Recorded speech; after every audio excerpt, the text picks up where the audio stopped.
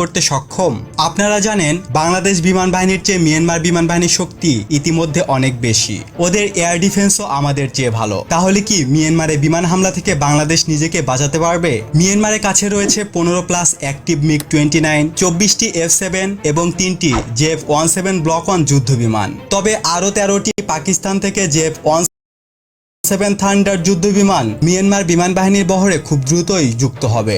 পক্ষান্তরে বাংলাদেশের কাছে রয়েছে 8টি মিগ-29 এবং 37টি F-7 যুদ্ধ বিমান। এখানে একটা বিষয় সকলের জানা প্রয়োজন, সেটা হচ্ছে মিয়ানমারের প্রধান শত্রু থাইল্যান্ড, যারা কিনা F-16, গ্রিপেন, F-5 মিলে মোট 98টি যুদ্ধ বিমান মিয়ানমারের বিরুদ্ধে দাঁড় করিয়ে রেখেছে। সুতরাং মিয়ানমার দুই দিক থেকেই চাপে আছে, যা যুদ্ধক্ষেত্রে বিমান বাহিনীকে পূর্ণ শক্তি প্রদর্শনের ক্ষেত্রে একটি বড়সড় বাধা।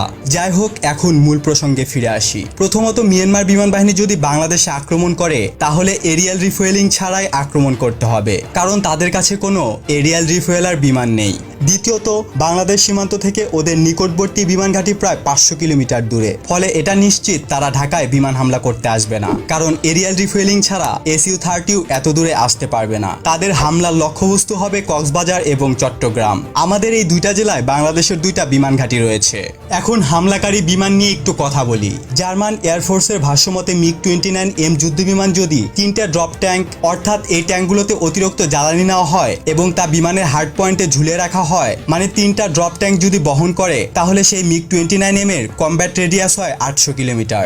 বাংলাদেশ এবং মিয়ানমার উভয়ই তুলনামূলক অনুন্নত মিগ-29S ব্যবহার করে, তাই স্বভাবতই এগুলোর কমব্যাট রেডিয়াস আরো কম হবে। তবুও ধরে নিলাম মিগ-29S এর কমব্যাট রেডিয়াস 800 কিলোমিটার, অর্থাৎ বিমান ঘাঁটি থেকে 800 কিলোমিটারের মাঝে এরিয়াল রিফুয়েলিং ছাড়াই এটি হামলা চালাতে পারবে। সুতরাং মিয়ানমারে মিগ-20 প্রায় ফেনী পর্যন্ত আসতে সক্ষম, কিন্তু F-7 যুদ্ধ বিমানের পক্ষে মংডু শহর পৌঁছানো অসম্ভব। এ কারণে মিয়ানমার হামলা করলে মিগ-29 দিয়েই করবে। লক্ষণীয় বিষয় হলো, মিয়ানমার বিমান বাহিনী যদি বাংলাদেশে হামলা করে তাহলে অবশ্যই গাইডেড বোমা দিয়ে হামলা করবে, কারণ রকেট দিয়ে হামলা করলে মিগ-29 গুলো বাংলাদেশি ম্যানপ্যাডের হাতে বিধ্বস্ত হয়ে যাবে। এছাড়া তাদের AGM অর্থাৎ এয়ার টু গ্রাউন্ড মিসাইল নেই, যা দিয়ে তারা হামলা করবে।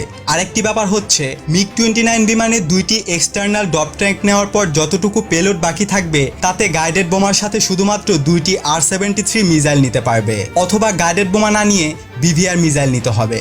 প্রশ্ন হলো, তারা যদি গাইডেড বোমা না নিয়ে শুধুমাত্র BVR মিসাইল নিয়ে আসে, তাহলে গ্রাউন্ডে অ্যাটাক করবে কি দিয়ে? আপনারা জেনে থাকবেন তাদের কাছে সর্বমোট 31টি মিগ-29 রয়েছে। অর্থ সংকট, ওভারহোলিং না করা এবং পার্টসের অভাবে 15টির মতো মিগ-29 যুদ্ধবিমান অ্যাক্টিভ রয়েছে তাদের বহরে। এটা আমেরিকার CIA এর রিপোর্ট। আবার এদের সবগুলোই BVR মিসাইল নিতে পারবে না, যেমন বাংলাদেশের 2টি মিগ-29 UB বিমানও BVR মিসাইল নিতে পারবে না। ধরে নিলাম ওরা সব বাধা ডিঙিয়ে 31টি মিগ-29কেই যুদ্ধ উপযোগী করে তুলে তারপর বাংলাদেশে হামলা করবে। এক্ষেত্রে গাইডেড বোমাবাহী কোনো বিমানেই R-27 BVR মিসাইল বহন করবে না, সবগুলোকেই R-73 মিসাইল বহন করতে হবে। আর এগুলোকে প্রতিরোধ করার জন্য কক্সবাজার এবং চট্টগ্রাম বিমান ঘাঁটিতে 31টি F-7 যুদ্ধ বিমান থাকবে, যেগুলো প্রতিটি 4 থেকে 5টি করে PL-9C মিসাইল বহন করতে পারবে, যার রেঞ্জ R-73 সমান, অর্থাৎ 35 কিলোমিটার। এছাড়া যুদ্ধকালীন পরিস্থিতিতে প্রয়োজনে 6টা মিগ-29 AC এবং 2টা মিগ-29 UB কেও চট্টগ্রামে মোতায়েন রাখা হবে। তবে আশা করা যায় এটার প্রয়োজন হবে না। যদিও কোনো দেশই একসাথে বিমান বাহিনীর অর্ধেক বিমানও আকাশে ওড়ায় না, তবুও ধরে নিলাম মিয়ানমার ও বাংলাদেশ সেটাই করবে। এখন প্রশ্ন হচ্ছে, মিয়ানমারের 31টি মিগ-29 বিমান, যেগুলোর প্রতিটির কাছে মাত্র 2টি অ্যান্টি এয়ারক্রাফট মিসাইল থাকবে, সেগুলোর জন্য 4 থেকে 5টি অ্যান্টি এয়ারক্রাফট মিসাইলওয়ালা F-7 কি যথেষ্ট নয়? যদি এগুলোর সাথে 6টি অ্যান্টি এয়ারক্রাফট মিসাইল নিয়ে 8টি মিগ-29ও যোগ দেয়, তবুও কি মিয়ানমার বিমান বাহিনীর হামলা থেকে বাংলাদেশকে রক্ষা করা যাবে না? আর এত কিছুর বাধা টপকানোর পরেও যদি মিয়ানমার বিমান বাহিনীর 2-1টা বোমা বাংলাদেশে ফেলতে আসে, তাহলে FM-90 স্যামের হাতে শিকার হতে হবে। এর রেঞ্জের বাইরে গাইডেড বোমা নিক্ষেপ করা বার্মিজ মিগ-29 ACর পক্ষে অসম্ভব।